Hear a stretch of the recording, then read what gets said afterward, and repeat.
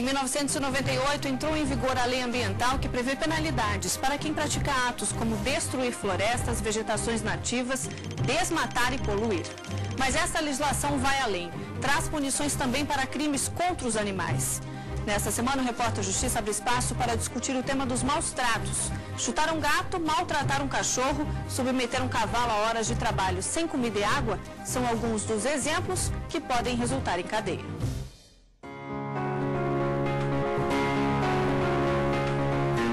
Chocolate hoje vive tranquilo no zoológico, mas nem sempre foi assim. Até 2008, o Chocolate se apresentava nos picadeiros. Quando o circo em que ele trabalhava esteve em Brasília, o IBAMA realizou uma operação. Os fiscais alegaram que o elefante e outros animais eram vítimas de maus tratos. Na época, o IBAMA constatou que eles ficavam em locais sujos, não tinham acesso à água, estavam doentes e até mutilados. O representante do circo, o circo e o funcionário foram condenados em primeira instância e absolvidos pelo TJDF. O caso ainda aguarda o julgamento de recurso apresentado ao STJ pelo Ministério Público do DF Territórios. A Lei de Crime Ambiental, em vigor desde 1998, é clara. Atos de abuso, maus tratos, como ferir ou mutilar qualquer animal, configuram crime. A pena varia de 3 meses a 1 ano de prisão, além do pagamento de multa. Ocorre que qualquer crime no Brasil que não tenha violência contra a pessoa, a penalidade ela se converte em prestação pecuniária, que seria uma espécie de indenização. Também se converte em limitação de final de semana. Por exemplo, se a pessoa pegou 1 ano de punição, ela vai ficar 1 ano sofrendo a sua limitação em final de semana. Como assim? Ela vai ficar todo final de semana, sábado, 5 horas, domingo, 5 horas, em casa de albergado. Além dessas duas, nós temos aquela de prestação de serviço à comunidade. Se a pessoa pega 1 ano de cadeia, vamos supor, então durante 1 ano ela tem que trabalhar 1 hora todo dia para que cumpra aquela pena de prestação de serviço. No ano passado, a violência contra animais foi discutida no plenário do Supremo Tribunal Federal.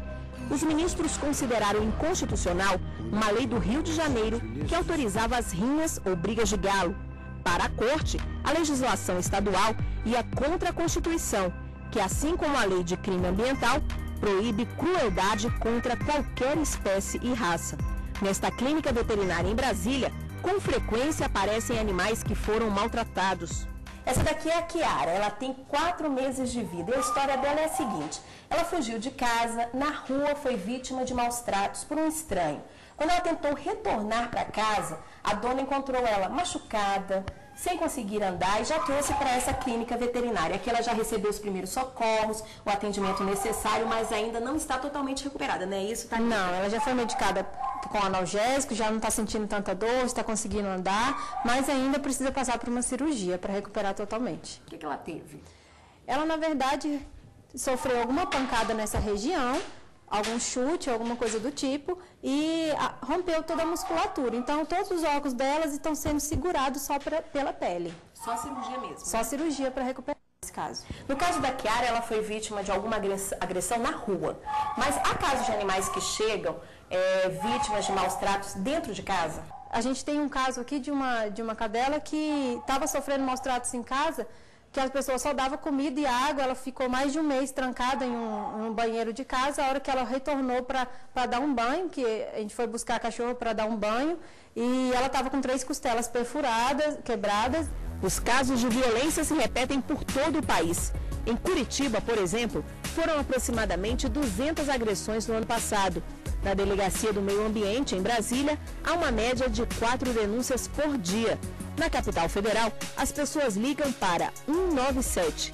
Não precisam se identificar, mas é necessário usar o bom senso na hora de afirmar que o animal é vítima de agressão. Muitas vezes as pessoas confundem. O animal, em regra, ele vive no tempo, às vezes tem uma casa, algum local para ele passar a noite. E tem pessoas que nos denunciam que o cachorro está chorando de fome, que o cavalo está pegando chuva. Quer dizer, não são todos os casos que a gente considera crime de maus tratos. Só aquele onde ocorre assim, efetivamente um abuso. Carroceiro. O cidadão trabalha numa madeireira, coisa que é normal aqui, e aí leva aquele 2 metros de areia lavada, 1 metro de areia saibrosa. Só que, muitas vezes, ele trabalha de 8 até as 18, até as 20, e à noite ele aluga para outra pessoa. Aí nós temos o crime de maus tratos.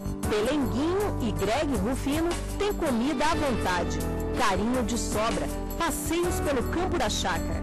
Estão numa espécie de aposentadoria depois de tanto trabalho forçado. Os dois eram usados na tração animal, transportavam muita carga e sofreram tanto que as marcas e os machucados podem ser percebidos mesmo de longe. Pelenguinho, por exemplo, foi queimado. Além disso, ficou com o olho esquerdo comprometido. Eu acho que na situação que eles se encontram agora é muito melhor do que a anterior, né? Olha, eles estavam muito debilitados.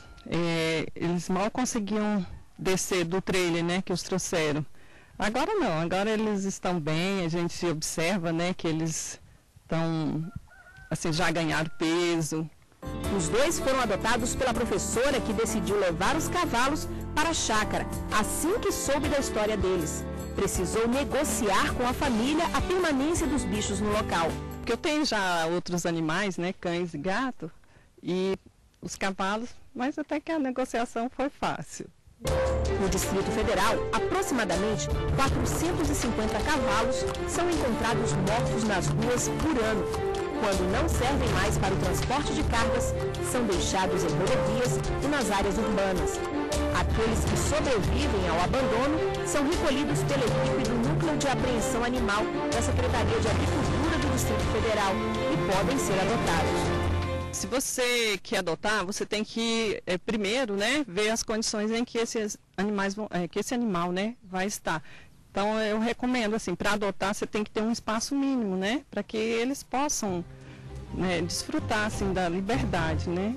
A seguir a gente fala sobre tráfico de animais. Mais de 60% dos bichos resgatados de criminosos não sobrevivem. Os detalhes depois do intervalo.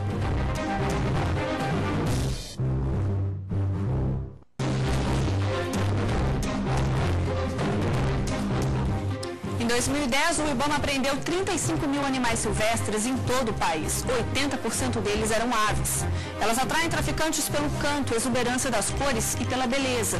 Em alguns casos, as instituições ambientais e de defesa de animais conseguem devolvê-las ao meio ambiente e garantir a liberdade. No entanto, para a maioria, o final é outro. Mais de 60% dos animais retirados das mãos de criminosos não resistem e morrem.